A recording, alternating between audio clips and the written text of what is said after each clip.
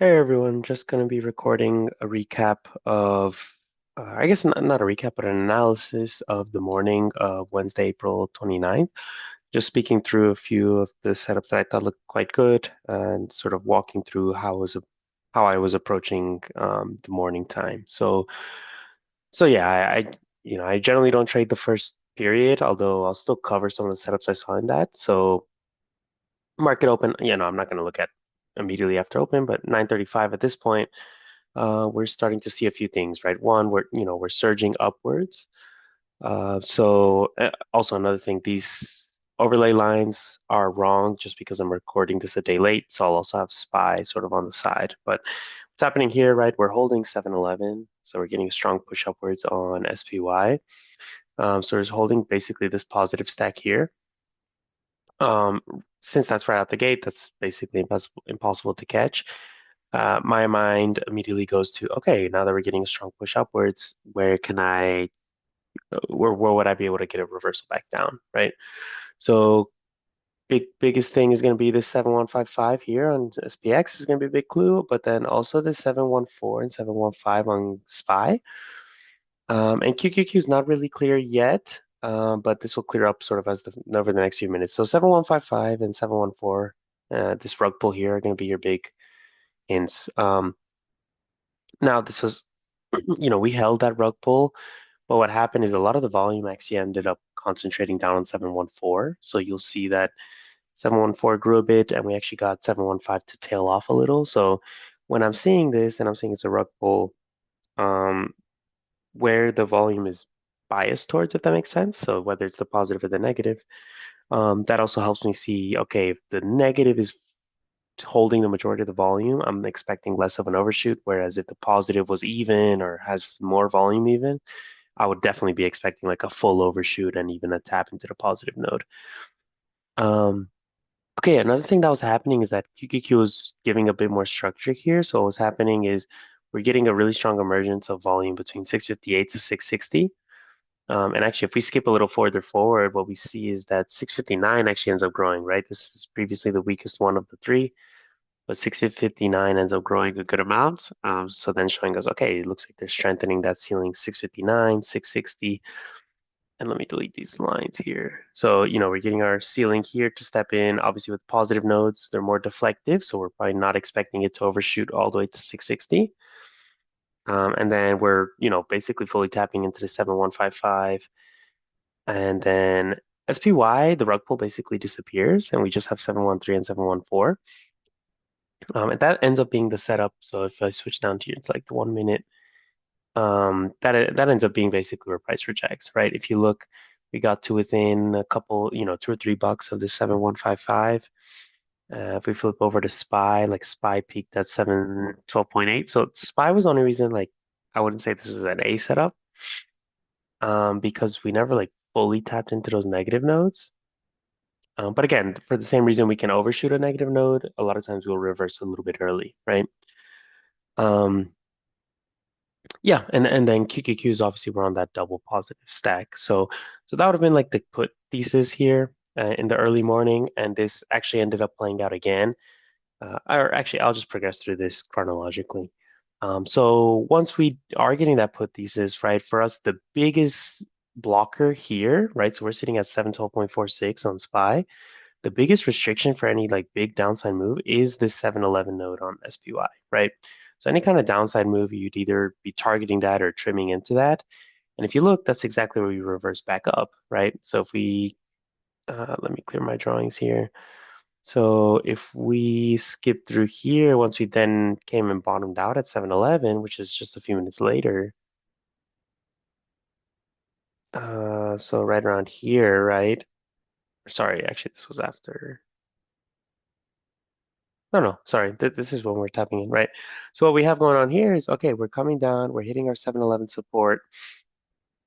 QQQ, we really don't have a thesis. Like there's not like a floor thesis at least. Obviously, we still have this volume upside to pull us up. So that's um, a positive there. And then SPX, we also don't have that strong of a thesis. You could say that the 7140 was actually holding as a floor, and then we just basically undershot it. So this level here, and then we undershot. But main thesis here is really just going to be that that SPY level at 7-Eleven, right? And you'll see we basically wicked it, I don't know, maybe a few cents under, 5, 8 cents under, and then we got a strong bounce right after. So again, it's we need to once we catch those puts, we always need to be then thinking, okay, what is the next potential level that can restrict further downside? And that's if we caught puts, that's going to be where we want to exit the trade or trim and then leave some runners. And if we miss puts, then those potential floors that come along after are going to be where we can enter a reversal back to the upside. Um, yeah, so that would have been second valid move there. Now, once we do get this bounce back up, we're sort of looking at the same zone that rejected the first time, right? So we're looking through here and we're saying, okay, we have a double this positive stack on QQQ. We were seeing a little bit of divergence, right? So as we pushed up, QQQ was definitely stronger than ES because we almost double topped, whereas SPX was still quite a bit away. And I'll be honest, I was actually waiting for this liquidity at the high of day to be swept on NQ at least before taking shorts. So this was not a move I got into. Um, but yeah, sometimes we'll sweep, sometimes we won't. Sometimes we'll reverse a little bit early. So it happens. But equally this 659, 660, we still have that volume up there, right? So like this zone, this rejection zone held strong, right? Got tapped into a little bit less this time, and then we got a full move down. Okay. Now, as we came back down, I think one area where people could go wrong is, okay, we got this strong reversal upside on like 950-ish, 955, trying to catch that double bottom, right? Now, the big risk here is we did get a little bit of a reaction, but the reason that we're looking at this with a lot less conviction is because not on QQQ, but on SPY, this is a level that had already been tested 3 times, right? 7-Eleven bounced early, like basically right out the gate, bounced again around 10:55, and then we were coming down for that third test. So obviously, when we're hitting these third tests, it's a much lower probability that we hold that level. So even though our setup was very similar, right? Like we still have 7-Eleven sitting there as a very significant node. What you'll notice is price essentially came through and just flushed right through, right? So that's one way to know just based off the chart that there's a high risk of this breaking through. And then another thing is, we do have these ceilings still present, right? So the fact that, let me see if I can get this on the replay. Yeah, so for example, the fact that SPY completely lost this 716 volume and we saw a ton of volume flare up here on 712, 713 is showing us, okay, even if we hold 711, we're just going to have very limited upside, right? So that combined with it being the third test at that level would be enough for me to just skip out on this trade. Um, Now, that doesn't mean I'll play the breakthrough. So we're still trading reversals. So I don't like to play any breakthroughs or breakouts or breakdowns. So it's either you entered these puts high up here, or potentially on this pop here, you could have argued that you play puts. But myself, like once I get a move going, we already dropped like $1.50 here. At this point, I say, okay, I missed this original entry. I'm just gonna wait till we get a big flush down, and I'd be waiting for a reversal later on, right? So since 7-Eleven had already been tapped 3 times, I'm treating that as basically not dead, but either a light size or just skip that trade, and then I'll wait for lower. Okay, so now that we do end up flushing through 7-Eleven, right? We get the 7,100 to pop on SPX. So this was a major level popping there. We got like very major flush. And at this point, now we flip to, okay, what floors are going to be showing up that we can get price to bounce off of, right? And a few things. Obviously, SPX, we have 7,100. What we also have is QQQ has this double node here, 654, 653, as well as 656, a bit of a support there. SPY was a little more confusing. Like we just had this big stack of positive volume. But a lot of times when we have these big stacks and then just a very big absence of volume past it, I'll sort of count on basically what you do here is just wait for the extremes of the range, right? So if we go hit 709, you'd be trying to long that. And if we go hit 713, you'd be trying to short it, right? So obviously, since we're downtrending, you're also, I was also looking at 709. Um, Yeah, so again, if I switch over here to SPY, what you'll see is, 709 basically ended up being our low of day. This first bounce would have been a pretty aggressive entry. So that would have been basically if you're trading 654 early, I probably would not take this trade. So I'm talking about this entry right here.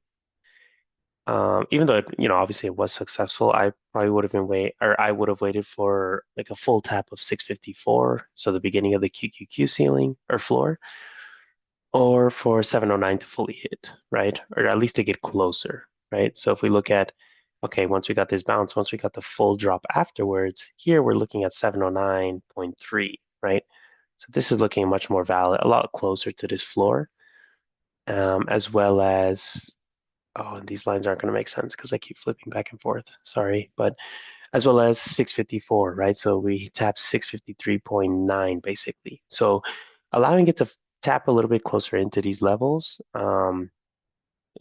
it would be my preference, right? Now, that's just my style, right? I tend to wait for a more cautious entry. So yeah, I think this would have been perfectly fine. I think I believe I traded this on futures actually. So I think I was also tracking like the 27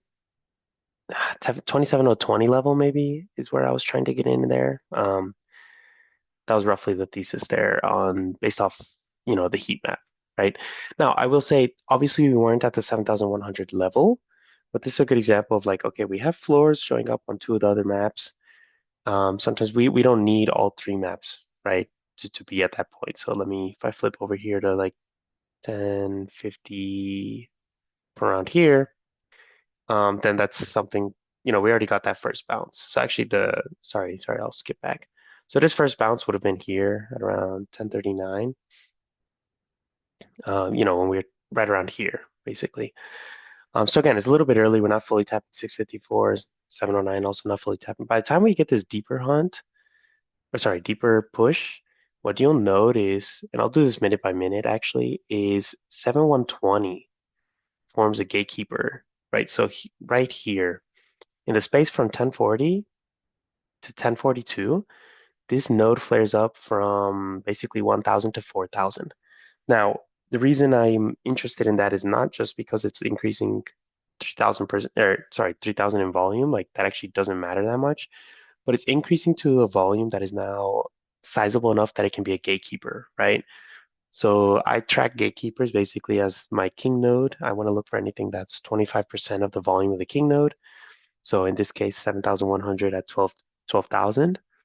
So I'm looking for anything, around 4,000 or higher as a potential support or resistance, right? So the fact that this flared up that strong and that 7120 lined up so well with SPY 709 for me was a big clue of like, okay, like this is now strengthening that argument. Now, previously I was looking at two floors. Now it's all three, right? All three indexes have the floor there. And again, if you look at the velocity, like this is something that over a 10 or 15 minute, like this just popped up out of nowhere, right? Whenever you get velocities this large, especially on low volume nodes, that essentially just means they went from zero and just blew up, and became like all that volume was suddenly injected to that level, basically. Um, yeah, so that would have been this trade here. Like we got a very strong reaction up.